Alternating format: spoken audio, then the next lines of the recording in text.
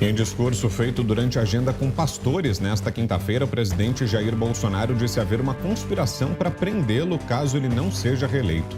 Para o chefe do executivo, seus opositores pretendem acusá-lo de atos antidemocráticos, semelhantemente ao que ocorreu com a ex-presidente da Bolívia, Janine Áñez, condenada a 10 anos de prisão sob a justificativa de que ela teria elaborado um suposto golpe contra o ex-presidente Evo Morales em 2019. Ele ressaltou que sempre fala disso por onde passa e que é mais fácil estar do outro lado. Bolsonaro ainda pediu a união de todos para que o bem vença o mal.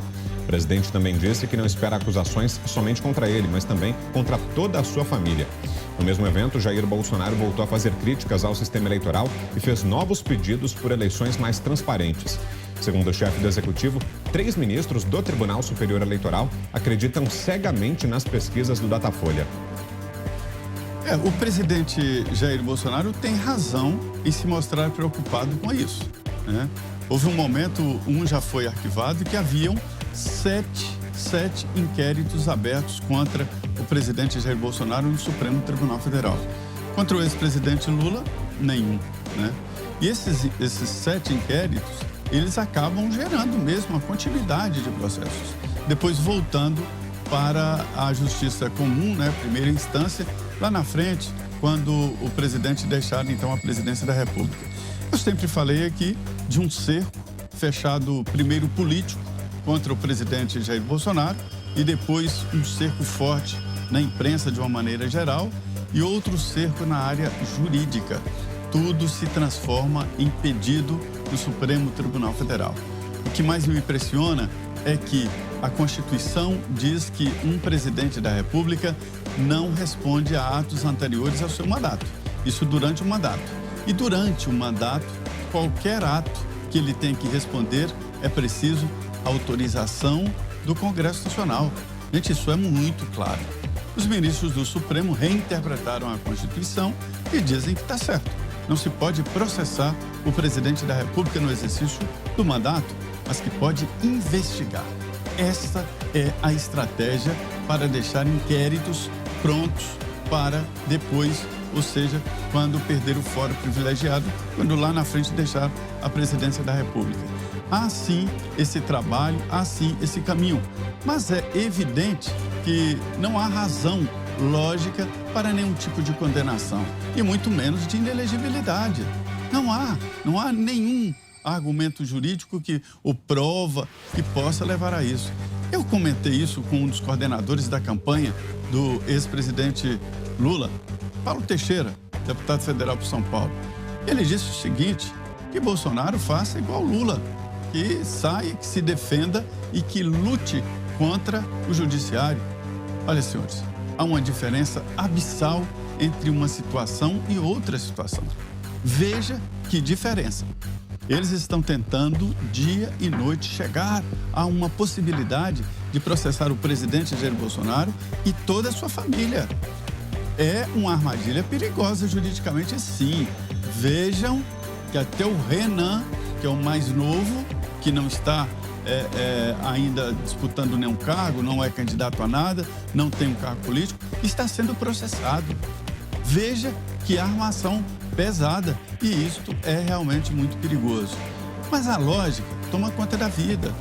O bem sempre vence o mal. Esta é a história. O Darkes diz, os bons moços vencem sempre. É a lógica. Daí é a linha natural, mas eu diria que ele tem razão sim em externar essa preocupação e se defender, porque haverá sim uma luta no judiciário eterna contra ele. Olha, vai ser muita audácia, né? É o que eles sonham fazer. Agora vamos ver o que é que vai acontecer. Independentemente do resultado da eleição. Num livro que eu escrevi sobre as memórias do Samuel Weiner, ele conta que o que faltou ao Getúlio foi um partido que mobilizasse o povo enquanto ele era cercado por inimigos que queriam derrubá-lo, né, unidos ali no partido, a UDN, que era forte no Congresso. A defesa do Getúlio no Congresso é um tanto frágil. Até o suicídio, claro que isso não vai se repetir, estou fazendo uma analogia.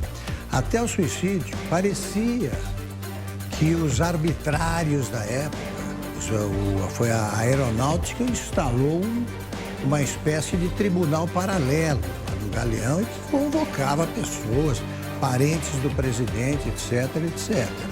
O último a ser convocado foi o irmão mais novo do presidente e foi isso que o convenceu de que era hora de responder com o gesto extremo, né? Ele se matou. O pessoal achava que o povo estava vibrando com aquilo. No livro, o Samuel descreve a reação popular à morte do Getúlio. Assim, milhões de pessoas se espalharam pelas ruas, quebraram todos os jornais que faziam coisa parecida com o que faz os jornais agora. O único poupado foi A Última Hora, que era dirigida pelo Samuel Weiner, apoiava o Getúlio. Quebraram tudo isso e deixaram claro que eles estavam dispostos a vingar-se do que tinha acontecido. O Carlos Lacerda, na prática o vitorioso, ficou 3 dias sumido. O Afonso Arinos, em cujo apartamento era realizada a festa da vitória dos golpistas, disse que ele acabou com a nossa festa. E o Getúlio, com esse gesto, adiou por 10 anos o que aconteceria, os militares que não gostavam dele assumirem o poder. O Bolsonaro conta com uma oposição, com apoiadores militantes. O povo está nas ruas defendendo. O povo está muito mais informado sobre política e acompanha a política com mais atenção. O Supremo que se cuide, não estou fazendo nenhum tipo de ameaça, não. O Supremo que se cuide, porque parece achar que eles sabem o que é verdade e o que é mentira, o que é o bem e o que é o mal, e eles não estão sintonizados com a realidade brasileira. Porque aí nós teremos o seguinte quadro que o Supremo teria de explicar, e o próprio Lula e o PT, ao exterior, ao mundo. Um presidente culpado é solto, e um presidente que não cometeu nenhum crime é preso.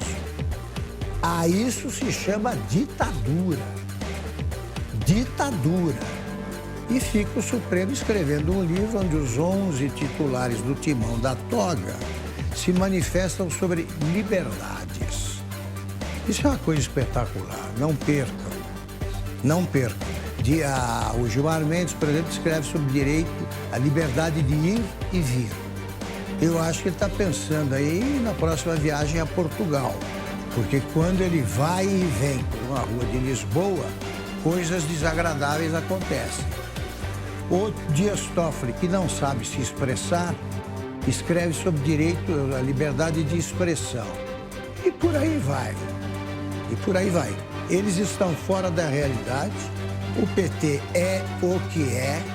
Se eles tentarem algum tipo de violência desse porte, as ruas se manifestarão e a gente chama de ruas o quê?